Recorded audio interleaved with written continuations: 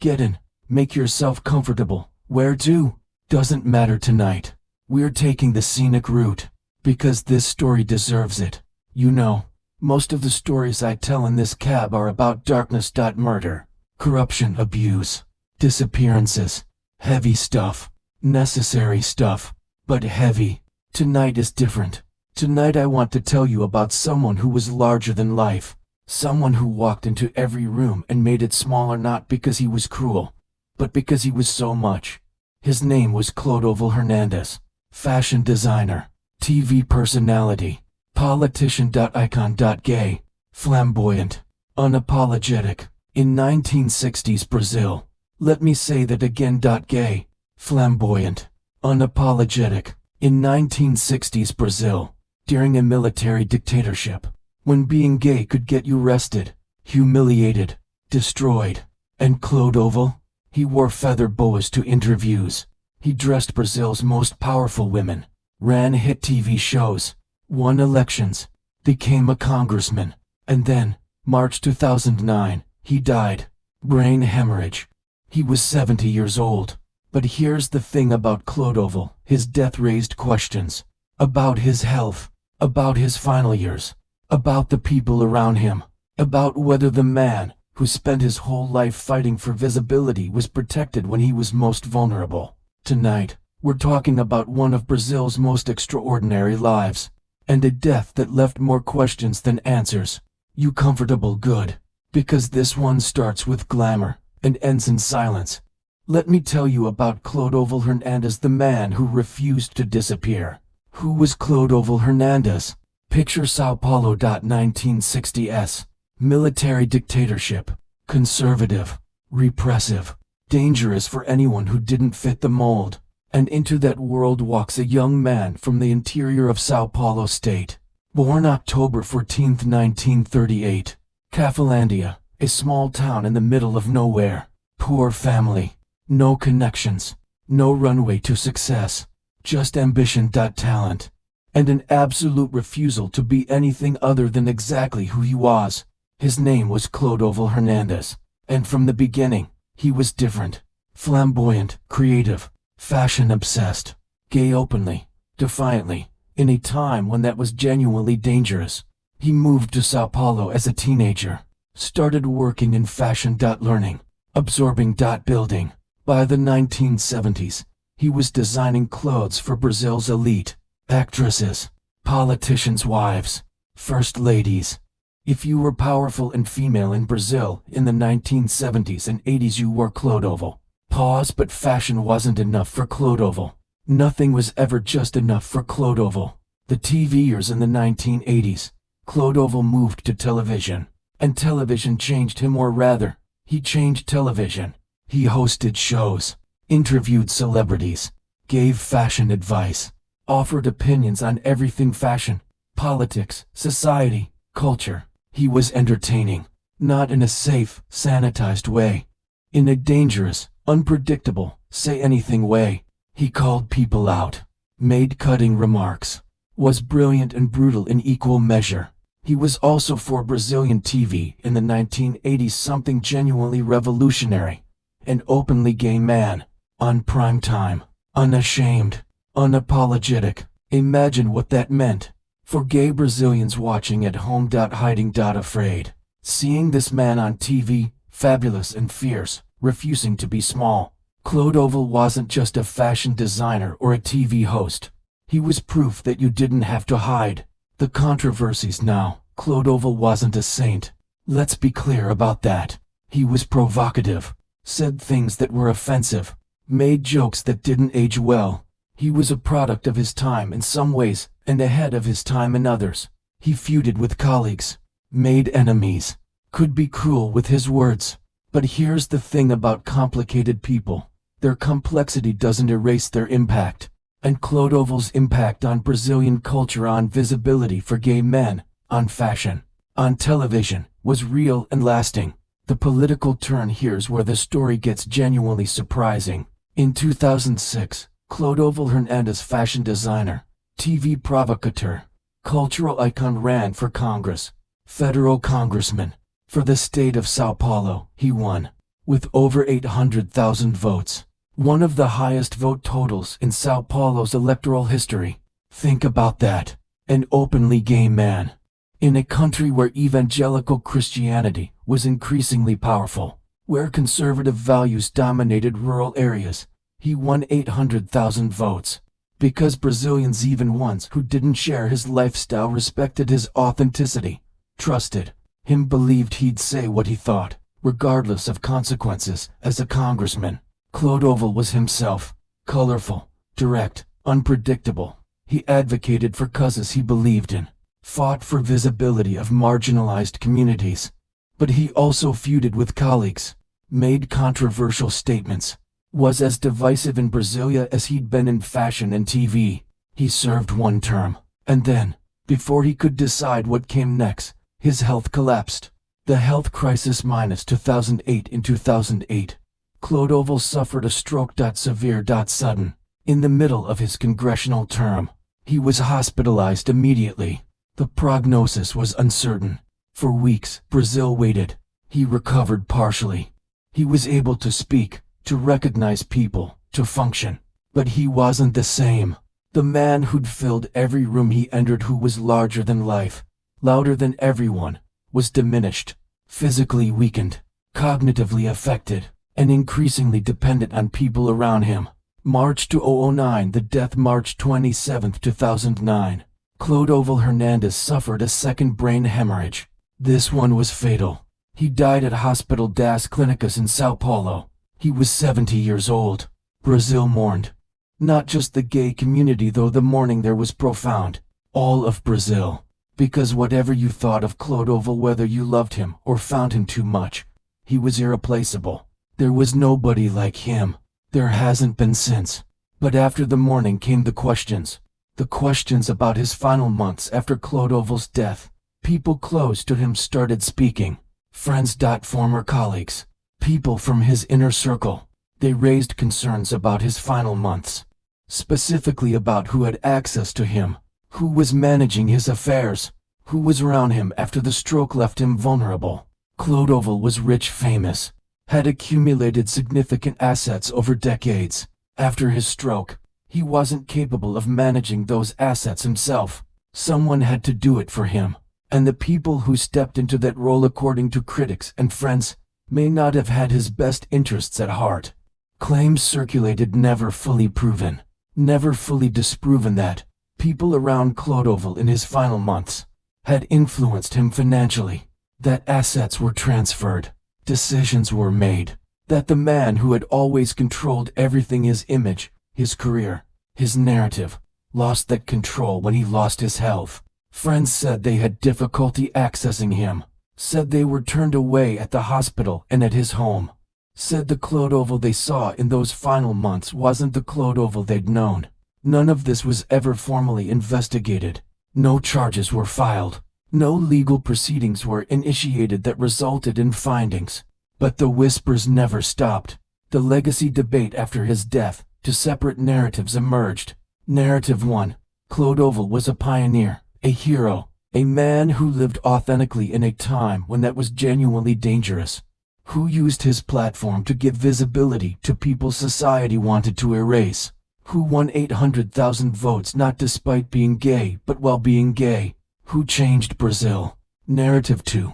Clodovil was complicated, often offensive, made enemies, used his platform irresponsibly at times, and in his final months when he was most vulnerable may have been taken advantage of by people who saw opportunity in his decline.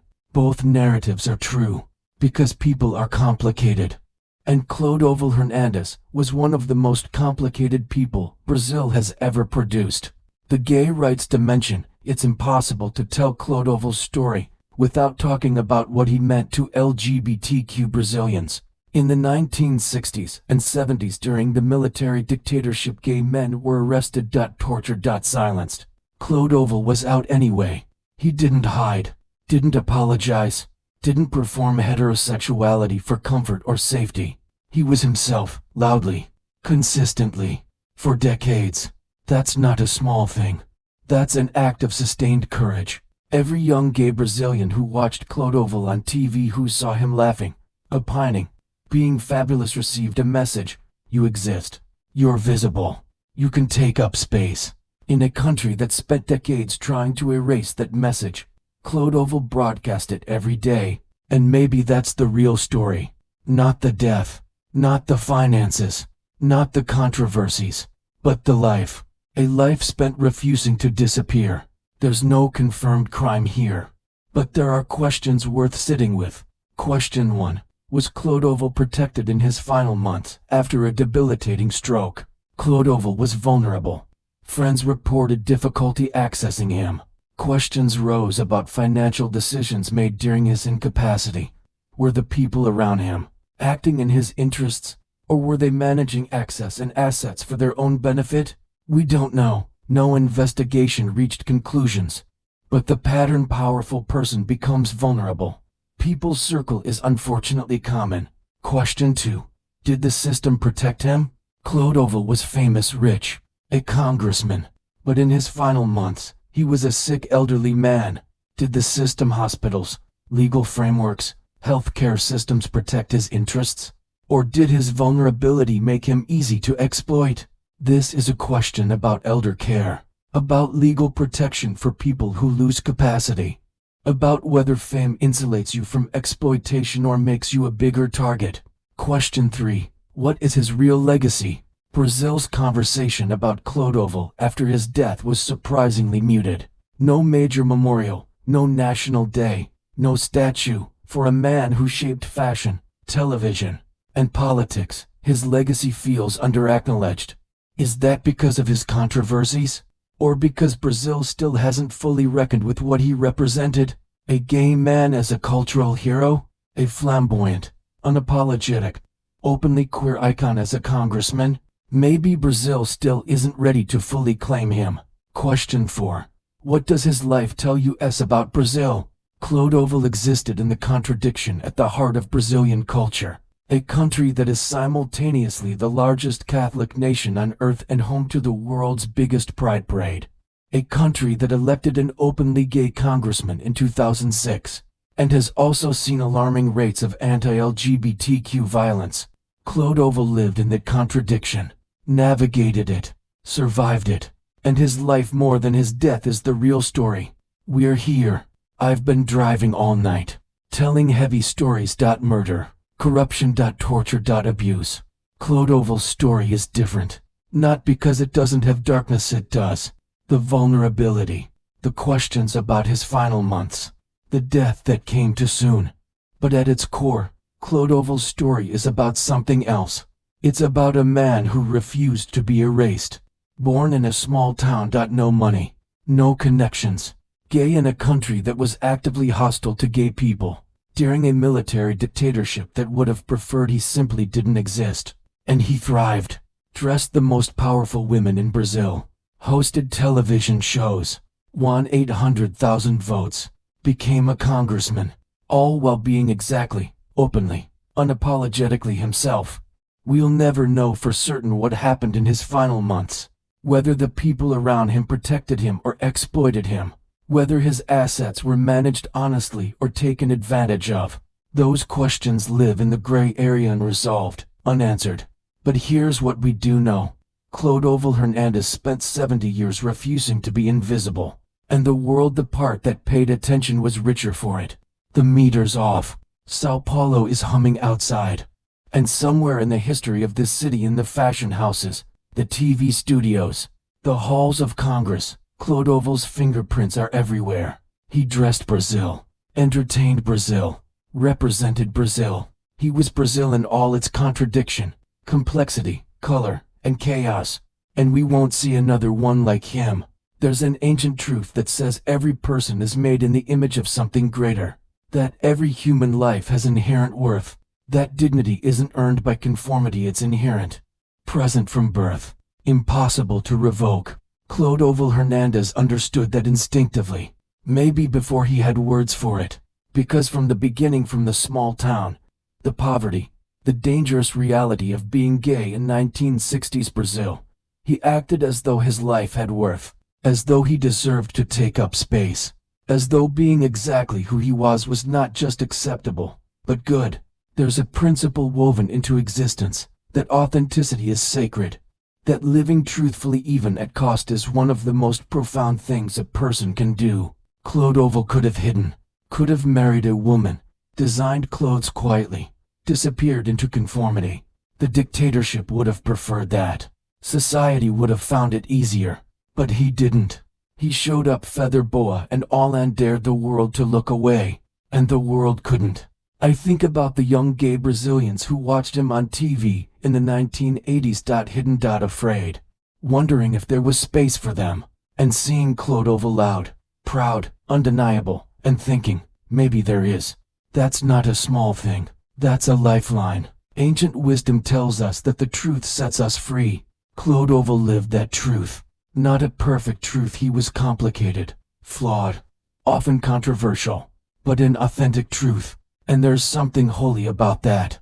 About a person who refuses to perform a lie for the comfort of others. Who insists on the full, complicated, colorful reality of who they are. As for his final months, the vulnerability, the questions, the uncertainty, there's a principle about protecting the vulnerable, about standing watch over those who can no longer stand for themselves, about accountability for those who hold power over others' lives. If anyone exploited Clodovil in those final months, they'll answer for it, in this life or beyond it. But what I choose to hold onto is the 70 years before that. The 70 years of color and noise and refusal and survival. The 70 years of a man who said, I am here, I exist, and I will not be made small. Hey, we made it to the end of a long night. Tonight was different, wasn't it? No murder mystery, no body count, just the story of an extraordinary, complicated, irreplaceable human being, and the questions his death left behind. If Clodovil's story moved you, if his courage inspires you, if the questions about his final months disturb you, if you think Brazil should do more to honor his legacy, hit that like button. Subscribe if you want more rides like this one. Not just crime and darkness, but stories of people who shaped Brazil, who fought for visibility, who refused to be erased. Drop a comment. Tell me what you think about Clodovil. Did you know his story? Are you surprised by how little attention his legacy gets? What do you think happened in his final months? I read everyone, every single one. And if you know someone who needs to hear this story, someone who's hiding, someone who feels like there's no space for them, share this with them. Because Clodovil's greatest message wasn't on TV or in fashion or in Congress. It was in his life. The simple, radical, dangerous act of being exactly who you are. We've covered a lot of ground tonight, a lot of cases, a lot of darkness, a lot of grief. But also in Clodovil a reminder that Brazil's history isn't just crime and corruption. It's also courage, color, people who refused to disappear. Until next time, stay curious, stay authentic, and remember, taking up space exactly as you are is sometimes the most revolutionary thing you can do.